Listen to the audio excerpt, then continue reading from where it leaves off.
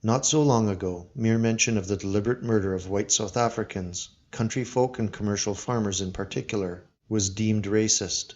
Even the Western media collectively brayed when candidate Trump retweeted a related white genocide hashtag. It's still racist to suggest that the butchering of these whites almost daily, in ways that beggar belief, is racially motivated. Positively scandalous is it to describe the ultimate goal of a killing spree now in its third decade thus: that there is an ethnic cleansing of white farming South Africans from the land and community they have cultivated since the 1600s. Be thankful, though, for small mercies. At least the international media monopoly is finally reporting facts, such as that just the other day, when Andre and Lydia Simon, aged 70, were hacked to death in Port Elizabeth. This black-on-white murder spree has been ongoing since a dominant party political dispensation was negotiated in South Africa in the early 1990s.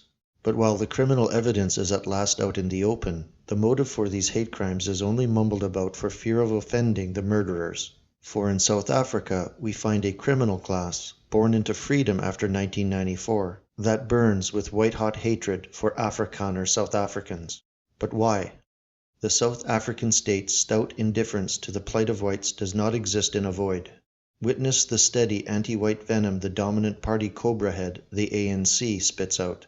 The de facto situation is that whites are under criminal siege explicitly because of their race. The black criminal collective consciousness understands that whites are now historical fair game. The physical existential vulnerability of European South Africans flows from a confluence of historical antecedents that have placed them in a uniquely precarious position. The white minority surrendered political dominance in return for non-racial constitutional safeguards. By forswearing control over the state apparatus, whites ceded mastery over their destiny, vesting their existential survival in a political dispensation, in other words, a liberal democracy. In a needlessly optimistic assumption, whites imagined blacks too would be bound by the same political abstractions, and would relinquish race in favor of a constitutional design as an organizing principle in the society they now controlled.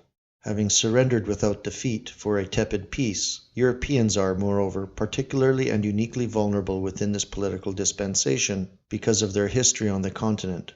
Remedial historical revisionism notwithstanding, South Africa, with its space program and skyscrapers, was not the product of the people currently dismantling it.